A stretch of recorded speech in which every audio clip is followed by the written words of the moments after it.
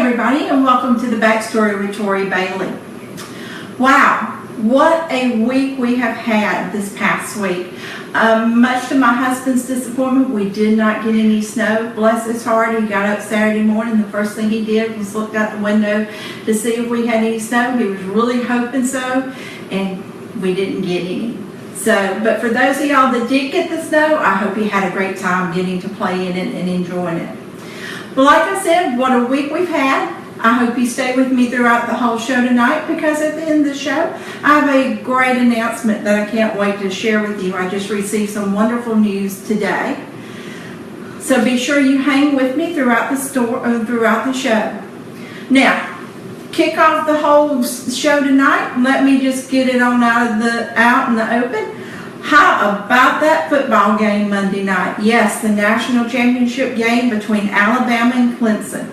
Now last week, I know I was in such a quandary over who I was going to cheer for, but I got to thinking about it, and I was like, you know what? Well, last year I pulled for Alabama, and mainly for two reasons. One, Alabama's part of the SEC, so you have to pull for your family. Whether, sometimes you have the family you like, those family members you like, but you still got to pull for them sometimes. Well, I did. I pulled for Alabama because they were in the SEC. And secondly, because there was a little bit of a Georgia connection. We had a little bit of Georgia skin in that game. And that was because we knew that Kirby Smart was going to be taking over the reins as our head coach for the 2016 season. So I was kind of hoping that maybe some of that Alabama magic would just follow him right on over and help out the Dogs in having a great season this year. Well, girl can always hope. And as an avid Georgia Dog fan, one mantra that I've always learned to sing is maybe next year. So hopefully 2017 is going to be a better year for my beloved Bulldogs. Talk about a second in a football game that would never go away. That last second in the fourth quarter hung on like that last piece of fruitcake that didn't want to let go of the pounds that it put on your hips for the Christmas season. But finally, we got over that 1 second mark, and the game was ended, and Clemson is now the national championship for college football. So congratulations to all of you Tiger fans. So I have to admit, after a lot of soul searching, I decided I'd pull for Clemson this year. And one reason is because I did pull for Alabama last year, so I kind of figured it would kind of be fair to pull for Clemson this year. In 2016, as I reflected over the year for sports, it was kind of the year for those who hadn't been to the dance in quite a while to get their chance. And where I'm coming from on that, I know I probably lost you there for a second. Just hang on and follow me down this little rabbit hole. If you go back to the World Series, the Cubs won. And so I was thinking, well, maybe it's about time for Clemson to end their 35-year drought of not having a national championship. So that was one of the reasons why I chose to pull for Clemson. But again, I had to find a way to reconcile with this Georgia girl who just absolutely does not like the color orange, to find a way to cheer for the Clemson Tigers. And again, I found that Georgia had a little bit of skin in this game too. Now, I know you guys are kind of scratching your head and saying, now Tori, how did you come up with that? Well, I started going back through some of my research notes from where I wrote Love Made from Scratch. And lo and behold, there it was, right there in my research notes, that believe it or not, there's a Georgia connection between the founding of Clemson.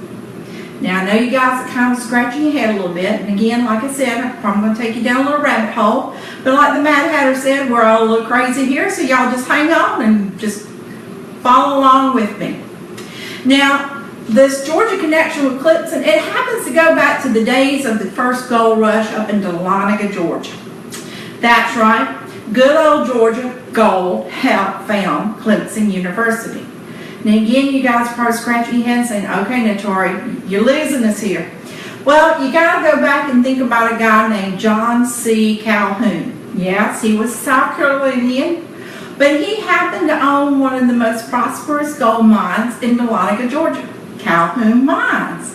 Now, I know you guys are probably still scratching your heads and saying, okay, still not seeing connections here. You got to connect these dots for us here. Well, it's really simple. Now, the name John C. Calhoun may ring a few bells for y'all if you kind of were history nuts or paid attention in the history. He happened to be the 7th Vice President to the United States, and also he held a lot of other legislation positions. He had a very long pedigree of being a statesman. But he had a daughter. Yep, that's it. It all boils down to the heart, matters of the heart. Yes, sirree. His daughter fell in love with a gentleman by the name of Thomas Clemson. Dots are beginning to connect there for y'all, aren't they? Yep, that's right. His daughter fell in love with Thomas Clemson. Now, while Mr. Calhoun was busy being a political figure among in our country, he decided to let his son-in-law, Thomas Clemson, manage Calhoun Mines. So there you have it, guys. It was love that helped connect Georgia with the founding of Clemson and good old Dahlonega gold. So there's your backstory for tonight.